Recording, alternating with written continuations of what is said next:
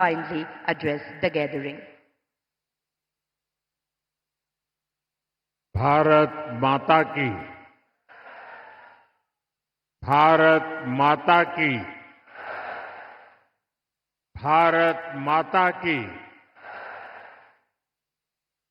मणिपुर के गवर्नर श्रीमान अजय भल्ला जी, राज्य प्रशासन के अन्य अधिकारीगण और मणिपुर के मेरे प्यारे भाइयों और बहनों, नमस्कार। आज मणिपुर के विकास के लिए हजारों करोड़ रुपए के प्रोजेक्ट्स का शिलान्यास और लोकार्पण हुआ है। ये प्रोजेक्ट आप सभी लोगों की ईज ऑफ लिविंग बढ़ाएंगे, यहां इंफ्रास्ट्रक्चर को मजबूत करेंगे और मणिपुर के युवाओं के लिए, यहां के बेटे बेटियों के लिए एम्प्लॉयमेंट के नए मौके भी बनाएंगे। साथियों, जो काम आज शुरू हुए हैं उनमें 2 परियोजनाएं बहुत अहम हैं। मणिपुर अर्बन रोड प्रोजेक्ट, जिसकी लागत 3,600 करोड़ रुपए से ज्यादा है, और मणिपुर इंफोटेक डेवलपमेंट प्रोजेक्ट, जिसकी लागत 500 करोड़ रुपए से ज्यादा है। ये परियोजनाएं इंफाल में सड़क इंफ्रास्ट्रक्चर को मजबूत करेगी और मणिपुर के उज्जवल भविष्य को नई ऊर्जा से भर देगी। मैं मणिपुर के लोगों को सभी इस विकास योजनाओं के लिए बहुत बहुत बधाई देता हूं,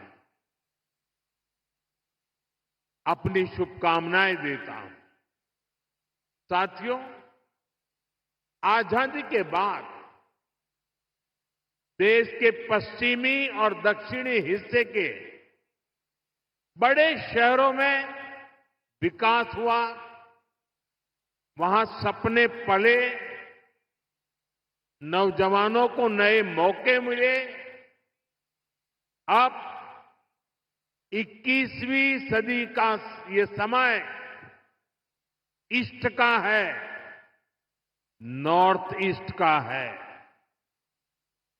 इसलिए मणिपुर के विकास को भारत सरकार ने निरंतर प्राथमिकता दी है।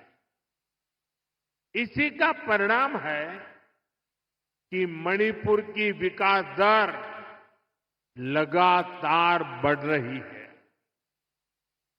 2014 से पहले मणिपुर की विकास दर 1% से भी कम थी, 1% भी नहीं थी।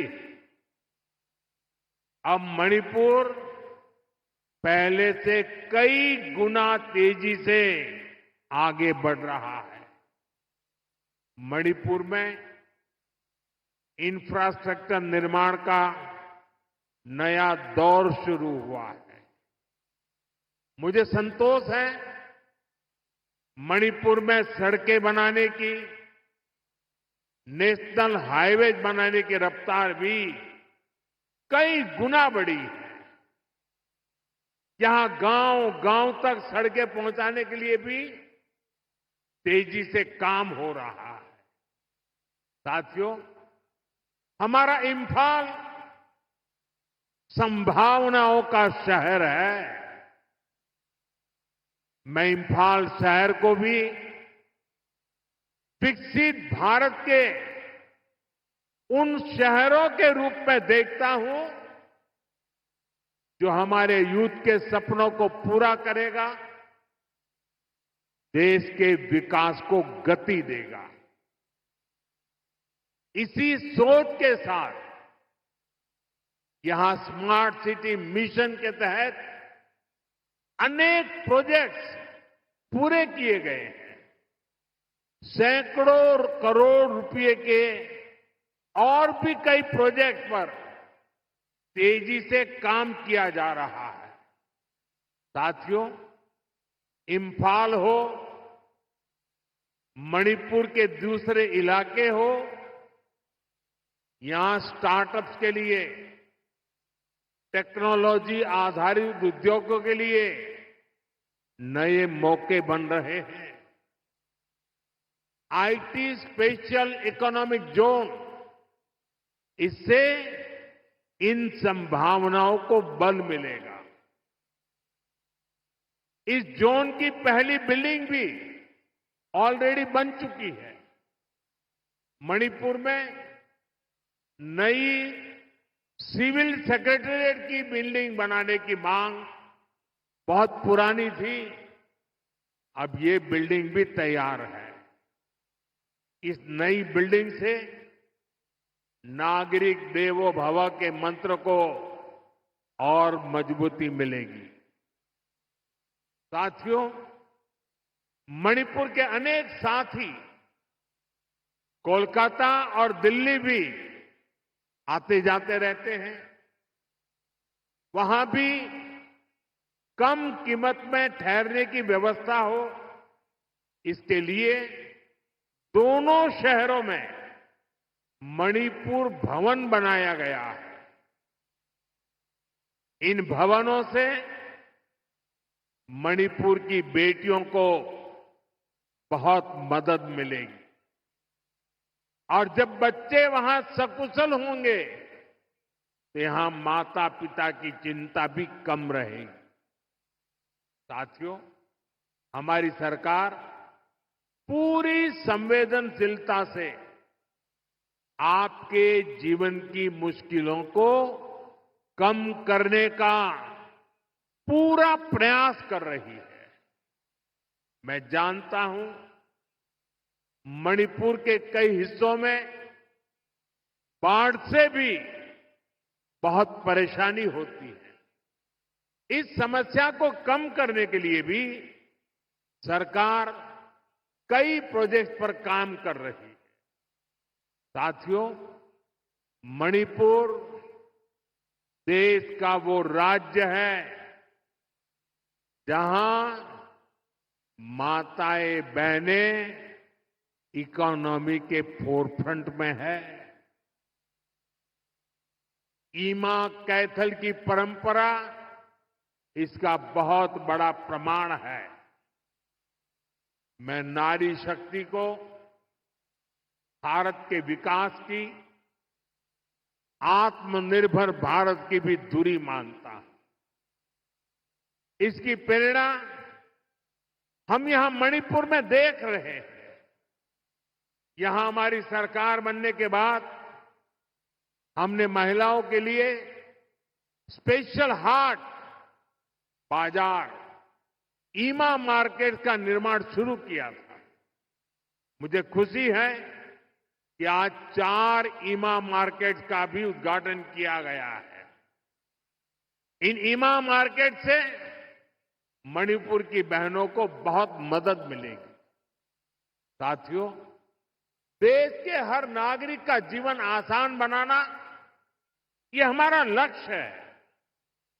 मणिपुर ने तो वो पुराने दिन देखे हैं जब यहां सामान पहुंचाना कितना मुश्किल होता था। रोजमर्रा की चीजें सामान्य परिवारों की पहुंच से बाहर होती थी। बीते सालों में हमारी सरकार ने उन पुरानी परेशानियों से मणिपुर को बाहर निकाला है। मैं आप सभी के लिए एक और खुशखबरी लेकर आया हूं। हमारी सरकार चाहती है आपकी बचत बढ़े, आपका जीवन और आसान बने। इसलिए अब सरकार ने जीएसटी को बहुत कम कर दिया है। इससे मणिपुर वालों को डबल फायदा होगा। इससे हर रोज इस्तेमाल होने वाली अनेक चीजें जैसे साबुन, शैम्पू, हेयर ऑयल, कपड़े, जूते, ये सब सस्ती हो जाएगी। सीमेंट और घर बनाने के सामान की कीमतें भी कम होने जा रही है। सरकार ने होटलों पर, खाने पीने पर भी जीएसटी को बहुत कम कर दिया है। इससे यहां के गेस्ट हाउस वालों को, टैक्सी ढाबे वालों को बहुत फायदा होगा। यानी यहां पर टूरिज्म बढ़ाने में भी मदद मिलेगी। साथियों, मणिपुर की हजारों वर्ष पुरानी समृद्ध विरासत है। यहां संस्कृति की जड़ें मजबूत है, गहरी है। मणिपुर मां भारती के मुकुट पर सजा मुकुट रत्न है। इसलिए हमें मणिपुर की विकासवादी छवि को निरंतर मजबूत करना है। मणिपुर में किसी भी तरह की हिंसा दुर्भाग्यपूर्ण है। ये हिंसा हमारे पूर्वजों और हमारी भावी पीढ़ी के साथ भी बहुत बड़ा अन्याय है। इसलिए हमें मणिपुर को लगातार शांति और विकास के रास्ते पर आगे लेके जाना है और मिलकर के जाना है।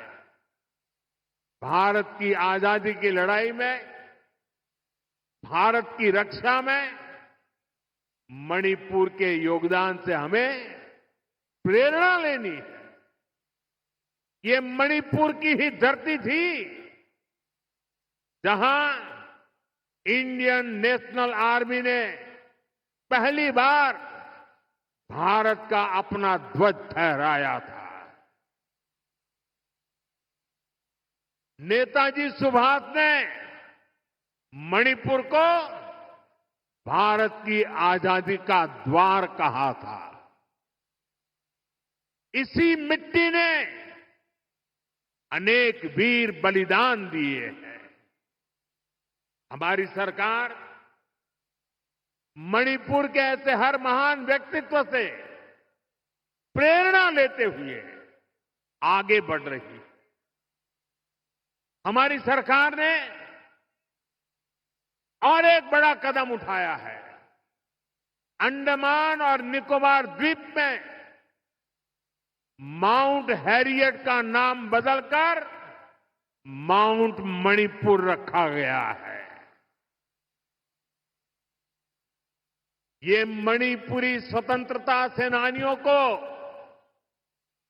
भारत के 140 करोड़ देशवासियों की श्रद्धांजलि है। साथियों, आज भी मणिपुर की अनेक संतानें देश के अलग अलग हिस्सों में मां भारती की रक्षा में जुटी है। अभी ऑपरेशन सिंदूर में दुनिया ने भारत की सेना के सामर्थ्य को देखा है।